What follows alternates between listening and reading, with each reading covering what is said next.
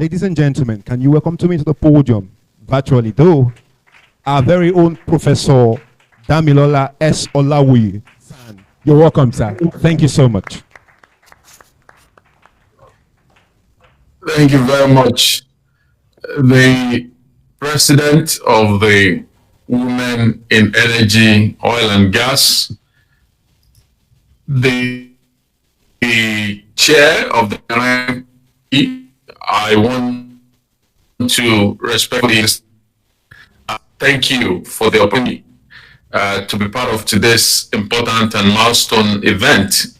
On behalf of the International Law Association, I want to congratulate and also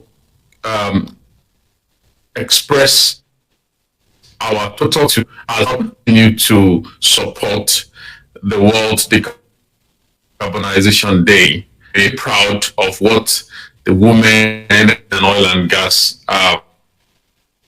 is doing. We're really pleased, and you can count on absolute support. At the International Law Association, we are lawyers that are committed to using the instrumentality of law to put in 18, that's more than 150 years ago, in Brussels, in Belgium. That become the most significant platform whereby international lawyers are called upon to advance peace and sustainable development. Of course, the Nigerian branch is just one out of the many branches of the ILA that are in many parts of the world. And the Nigerian branch was officially inaugurated in 2014 by Her Excellency, the then Chief Justice of Nigeria, Honorable Justice Aloma Mukhtar, GCON. And since 2014, we have been a platform for Nigerian international lawyers to support social society empower. And today's event is an example of what we like to do as international lawyers, using our training to support important initiatives that will help the society to be just, to be inclusive, and that will enable every human being, and of course every Nigerian, to live life to the fullest. The world faces three significant planetary emergencies: the problem of climate change, of decarbonization is to tackle the problem, which is climate change. Because climate change is one of the greatest emergencies facing our current generation. And when I use the word emergency, I'm not just trying to, I actually been legislated and declared as an emergency in more than 2,000 jurisdictions. And I mean jurisdictions, local government councils, and even subnational the world. Out of more than 2,000 today have officially laid out climate change as an emergency.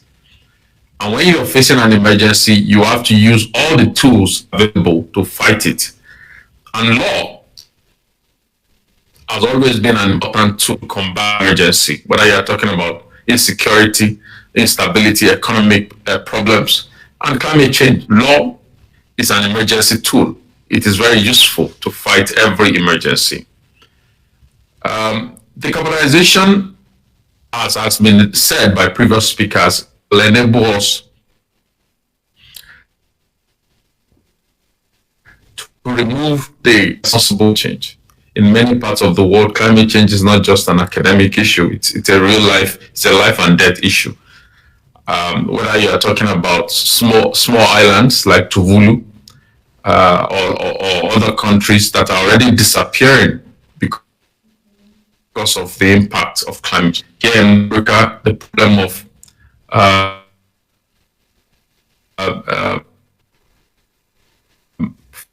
and it's part climate is just an academic issue, an emergency. And insecurity. Because when you have a situation whereby I would just in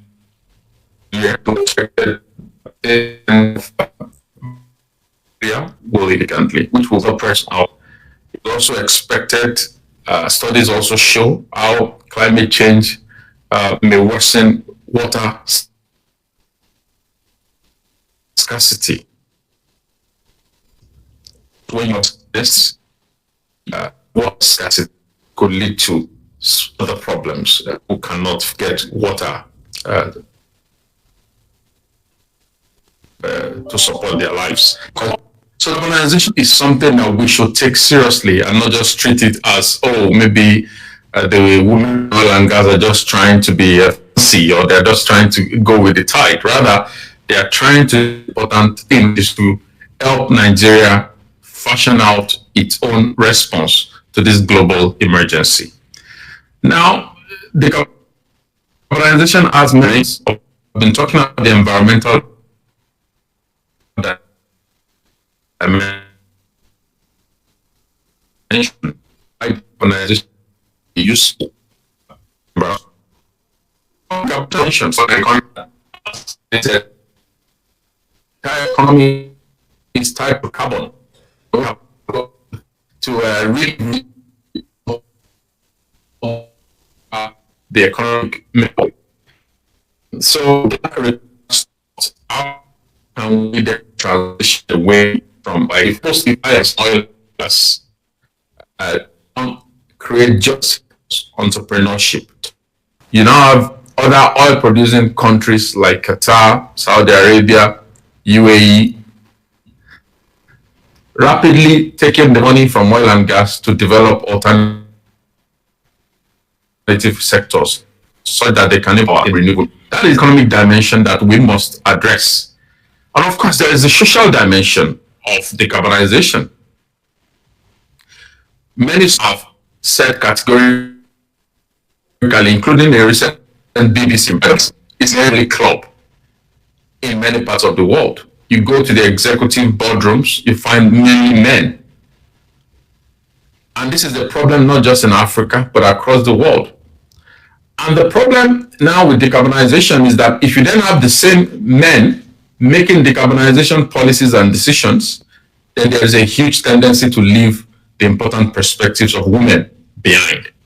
And that will create significant problems, because when we talk about decarbonization, when we talk about environmental problems generally, women are the most impacted, because women are the ones that need energy the most, because women are the ones in many societies that play a primary role in the home. So the energy makeup of a country is directly tied to the life enjoyment of women in many societies, and Nigeria is not left behind. So if you're making any decision on energy, it will affect women a lot. And so they should be given the primary role of designing decarbonization policies. But what we find is that many decarbonization policies are designed by men with the men's mentality, which leaves the perspectives of women behind. And also, when you then start solutions designed, they are designed in a manner to cater for the energy use of men. So we talk about decarbonization, about cars, about buildings, about energy efficiency.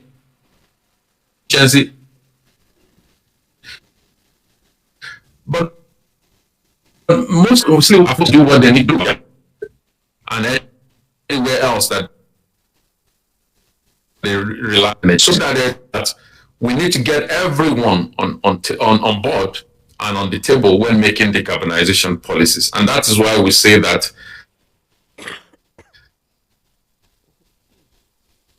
the efforts to address and contribute that same men's body that has been pervasive in the oil and gas sector across the world. It is looking at these three dimensions: the environmental, the social, the economic dimension. And it is important for us to say, are they decarbonization ready? Are they ready to support a just, inclusive, and sustainable decarbonization that no one behind? That is the question of the day, and that is where we must turn our attention. Of course, I have been practicing law for a while, and of course, in my role, I have served the federal government on the board of a number of organizations. What I see most of the time is that we have the laws, the implementation is what needs to strengthen law. We have several Petroleum Industry Act. We have local content law. We have all these laws need to strengthen. And I'm going to use the example of local. Most times when we say local content, number of goods and services created homegrown, we don't do it from the perspective of how they employ our women, right? We just say, oh, we've created 500 jobs, and it could be 500 men. So the implementation of energy policies must have a gender lens. Recommendation has always been my recommend that there is a need for gender vulnerability assessment when designing policies and when implementing them. When implementing, there is a need for that vulnerability analysis. How many in what employed in the executive category or just employed as cleaners, which will not pass the mark. So there is a need for, of course, part is also the need for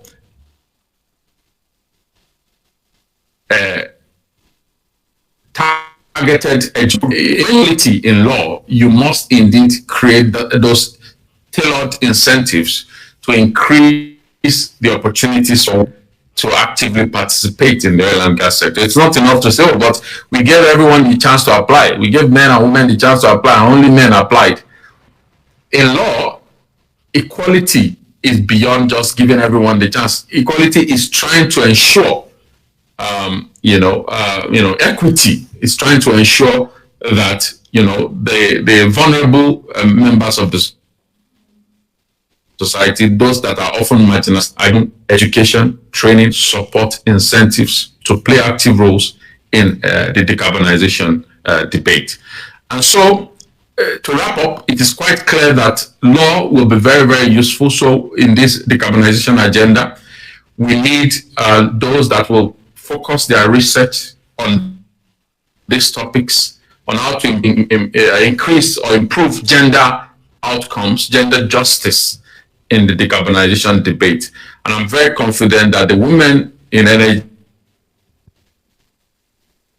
and oil and gas debate show you of our commitment as International Law Association to training mandates. And of course, in this regard, we have been organizing a number of training programs to enhance that gender dimension. We just finished an important certificate in international law and diplomacy course in Abuja for a week, which was very successful. And we're already planning the second edition in Lagos, which will happen in October.